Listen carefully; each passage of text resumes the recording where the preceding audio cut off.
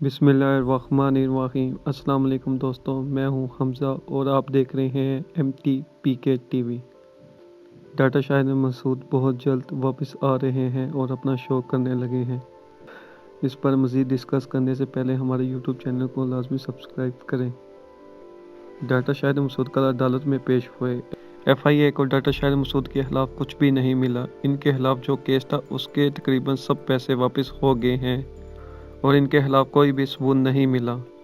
अब अगली पेशी पे इनको ज़मानत मिल जाएगी और अगर ऐसा ना हुआ तो डाटा शाहिद मसूद सुप्रीम कोर्ट में चले जाएंगे और सुप्रीम कोर्ट में इनको पहली ही पेशी में ज़मानत मिल जाएगी क्योंकि इनके खिलाफ कुछ भी नहीं है।